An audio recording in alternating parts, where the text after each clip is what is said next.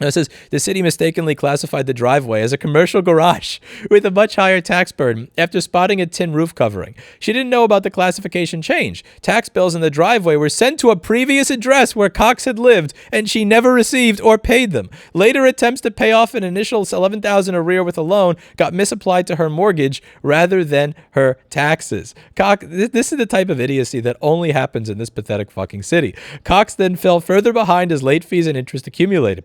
The missteps led to a nearly decade-long lawsuit, with Cox owing more than $412,000 as of August 2021. "Are you trying to wait for me to die?" she asked. "This doesn't make any sense. You have a person who is trying to talk to you, begging, pleading, can we settle this? And it's not going anywhere. It's like talking to a wall." Yes, it is. It's like talking to a wall. Welcome to the club. That is what it is like any fucking time you try to deal with any bureaucrat, any member of government in this city. Throughout my entire life, every time I have tried, it has been completely miserable. Hey everybody, how's it going? Hope you're all having a great day. So this is an excellent article from Bloomberg. It says New York City's property taxes are crushing homeowners. And there's a lot that I found interesting with this article. The first thing is that property tax in New York City was one of those things that I didn't think was that bad compared to the rest of the country. The property price is what kills you in New York City. But the property tax that you pay as a percentage of the value of your home here is actually fairly affordable. Like when you look on Zillow, there's a lot of things that are like 0.7 or 0.8%. It's lower than a lot of the country. The issue is the property prices are outlandishly insane. Now, there's a few things they mentioned before they get started with this article, but it starts with living here is getting more and more difficult. Oh, shit. It says that you're required to assess a condo or a co-op as if it produced rental income, but most don't. So that's a big problem with setting the price of a particular place. So there's not always a comparable unit to determine a hypothetical income estimate. Now, they usually wind up on the high end on a low price property, and the taxes wind up on a low end on high price properties. This is typically referred to as New York City math. I've referred to this in many old videos. You know how when demand goes down and supply goes up, prices go up. You know, we have very interesting math here when it comes to economics in New York City. And this over here is a great article that goes over New York City math, or how a $2 million condo in Brooklyn had a $157 property tax bill. It's kind of funny. When you scroll down in this article, I'll link to you down below, you have a building in the Upper West Side that sold for $98 million. The Upper West Side, for those who don't live in New York City, is a more well-to-do neighborhood. That's where you have your doctors and your lawyers and the people the NIMBYs, and it's a more well-to-do neighborhood. There's nobody who works here lives in the Upper West Side. Like, I don't live in the Upper West Side. That neighborhood's not for me. That neighborhood is for people that are more well-to-do, better educated, better jobs, etc., and so better social standing and all that. And there's a building that sold for $98 million. Its property tax bill was $28,000. So I want you to think of the property tax in your neighborhood. If a building sold for $98 million, what are the chances that its property tax is going to be $28K? Only in New York City. You have a full floor unit that sold for $54 million, yet it was assessed at $1.7 million. And then you have a bunch of apartments in the Bronx, which is one of the poorer boroughs, and they wind up paying the same or a higher rate than properties that sold for over $10 million because New York City math. So they give a couple of examples here. You have one example of a woman who has a son who needs round-the-clock nursing care, and she is saying that they don't have a lot of comps for houses like hers, so they end up being compared against houses that sold for 1.5 and 2 million, and it drives up the prices of houses like hers. So she bought her house in 2001 before the market absolutely lost its mind, when a normal middle-class person could actually have a dream of buying a house in Queens without being in debt for the rest of their life. And her taxes have grown from less than $4,000 to nearly $15,000. And again, to be fair, as a percentage of the cost of the place that she has, that's probably not even an insane percentage. The problem here is that property taxes, unlike income taxes, don't go up in proportion to your ability to actually pay that. Even if you are able to sell where you live, that doesn't necessarily mean that you're going to be able to buy something similar that has a lower tax, because the market may have gone crazy. So your ability to pay has nothing to do with how you are actually taxed when it comes to property, which is one of the things that drives me nuts about property tax in general. I'm not a fan of either tax, but at least in income tax, you're paying tax in proportion to your ability to pay. Again, if you have an income tax of $40,000 for the year, that's probably because you made a fuck ton of money, which means that you have the ability to pay it. And property tax can continue to go up even if your property is not producing income. And many properties don't produce income. They produce a home for you to live in for yourself, your family, and perhaps disabled members of your family who are not able to bring in an income. The reason that the taxes always go up is fairly obvious here when it comes to property taxes. It's because of the city budget. So if you take a look over here, this is from comptroller.nyc.gov. When you take a look at general property tax winds up being one of the largest single pieces of the budget that we bring in New York City. So look at general property tax. We're talking about $29 to $31 billion per year, which is a lot. And you take a look at the city budget, you take a look at how much money this city spends, whether it's 70 or 80 or $90 billion a year and continuing to go up with each passing year, about 1/3 of that comes from property tax. So you need the property taxes to continue going up if the city spending is going to continue going up, because this makes up a large part of the actual tax revenue that we get here.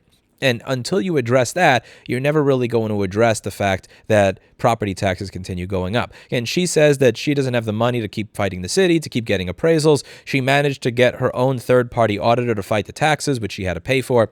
But at the end of the day, trying to argue with the city that the property tax should be lower is not really addressing the root of the problem. The root of the problem is the fact that the city budget is absolutely out of this world insane, and it requires that they continue beating blood out of a stone of the residents here in order to actually pay for everything that we are spending on.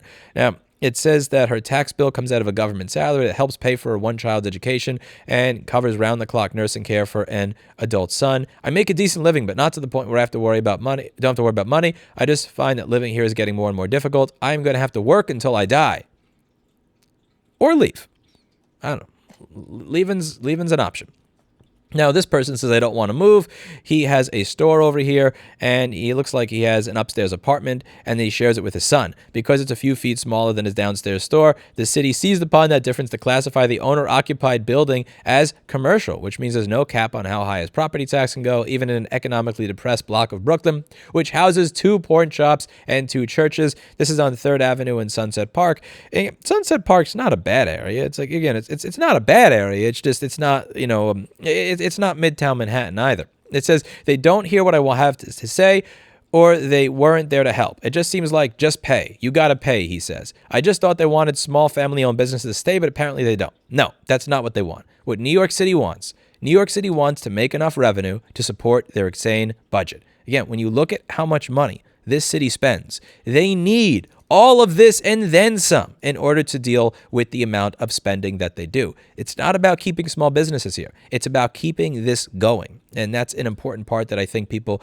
need to recognize, is that you're never going to end up with any sort of lowering the property tax burden until you finally address some of this. Now, most certainly, again, a big part of this is when a $98 million building sells and they're taxed at $28K. This is obviously bad. This is bad. That should not happen. But this really does have a lot to do with it as well. Over here, the next example is one that admittedly I don't have much sympathy for. Pay up, Seagate, Brooklyn. 2 weeks after Marlena and Jesse settled on their beachfront dream home, the tax bill arrived $28,000. Again, beachfront dream home in New York City. It's not like you have a lot of beachfront real estate in New York City. There was no warning, says a lawyer for NTT America, the U.S. subsidiary of the Japanese telecom company. Financially, we weren't prepared for this. The couple, who have an 11-year-old son, sold their Crown Heights brownstone townhouse in northern Brooklyn for $2.3 million to buy a semi-attached home for about the same price in a gated community a few miles from Coney Island. Okay, so you live in a gated community in beachfront property that looks gorgeous. That's $2.3 million. Listen, I'm not the type of person to simp for the New York City tax collector, but I genuinely, $28,000 in tax on a $2.3 million beautiful home, beachfront property. This doesn't really cut at your heartstrings the way that the first story did, where you have someone who has a son that needs around-the-clock nursing care, who bought a house when it was actually affordable in Brooklyn, in Queens, back when housing in Queens actually was somewhat affordable. No one advised us of this through the whole process, says Marlena, chief operating officer of a business management company based in Los Angeles. Someone could have advised us and you could calculate what the taxes would have been. The city sends out bills for property taxes once a year, so new buyers can wait months before learning how much they owe. And again, you bought a $2.3 million home. Again, I'm not saying that I like the concept of high property tax that gets higher and higher each year, but I'm honestly surprised that this even was included. They said that their dues wound up going up because it is a gated community, so I'm guessing they have some sort of homeowners association or something. So now they owed $18,000 in dues, so now they owe $46,000 a single year in taxes and dues. And, I can't, again, just if you don't want to avoid this, you can not buy a $2.3 million house in a gated community with a homeowners association. I will not live in a homeowners associated place until the day that I die. I don't want to deal with that. It says we would have not bought the house had we known the financial implications and obligations. I don't know. You tell me. Am I being a dick here? It's $2.3 million house. Really? $28,000 in property taxes. Is that surprising to you when you spent that much on a home? Anyway, hoping for a miracle, Kathleen Cox was at risk of losing the 3-bedroom home she's owned since 1998. This is it, says Cox, a bus driver for the MTA who spent most of her adulthood employed and doesn't have a 401k retirement. This is my thing. I have nothing. For more than a decade after moving into her home, Cox paid the monthly mortgage, property taxes, and insurance without fail, raising her sons as a single parent. But in 2011, she received a notice from her former mortgage servicer that she hadn't paid taxes for 5 years. I swore it was just like an error. And they said it would be fixed, said Cox. I kept saying, how did this happen? How could this happen? It happens because the city is filled with incompetent fucking idiots, and it's almost like it's that way by design. As I go over in this video, New York City doesn't know its own laws, where I am discussing a conversation that I had with somebody from New York City who to this day has actually made the time to come back to my store to give me a second inspection, but has yet to answer any of my questions on how to obey his own fucking laws. But I digress. I'm salty. Now it says the city mistakenly classified the driveway as a commercial garage with a much higher tax burden after spotting a tin roof covering. She didn't know about the classification change. Tax bills in the driveway were sent to a previous address where Cox had lived, and she never received or paid them. Later attempts to pay off an initial $11,000 arrear with a loan got misapplied to her mortgage rather than her taxes. This is the type of idiocy that only happens in this pathetic fucking city. Cox then fell further behind as late fees and interest accumulated.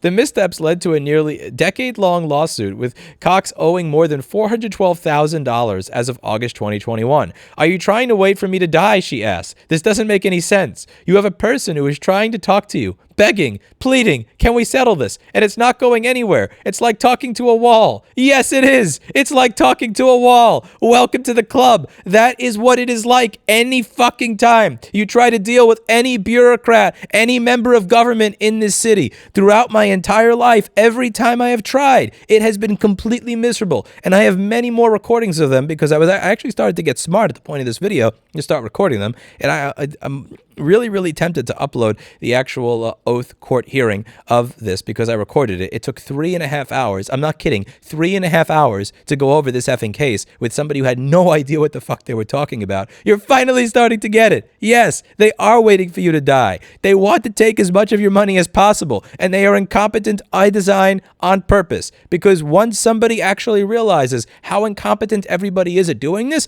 and they realize that the incompetence results in more bills and more money, they don't fix it. There's a reason for that. I'm just hoping for a miracle, Cox said, wiping away tears during an interview at her home days before Thanksgiving. I just want it to go away. And I feel bad for this woman. I feel horrible. I really do. I mean, there's nothing that I can do for her, but I genuinely feel horrible. The city mistakenly classifying a driveway as a commercial garage is the exact type of mistake that the idiots that work for this fucking city would do. And if you don't believe me that idiots work at this, again, just listen to this recording. I really want to upload the 3-hour the court one. My says don't do that, don't poke the bear, but it's so fucking tempting. This is the type of thing that they would do. And when you wonder, how are they this incompetent? It's because that incompetence brings in more money. So they're claiming that she owes more than $412,000 in these back taxes as a result of her having some sort of commercial garage that she hasn't been paying for the past 20 years.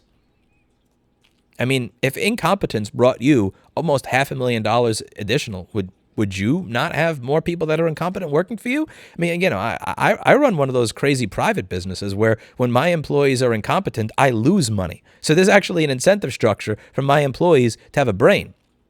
Continuing on. No one can answer our questions. Oh boy. Elena Imperato has tried to get an explanation of why taxes on her Staten Island co-op her grandfather built, which she now manages, continue to escalate. She's tried for nearly 20 years, and I guess as Thomas Sowell says, I patiently await their reply.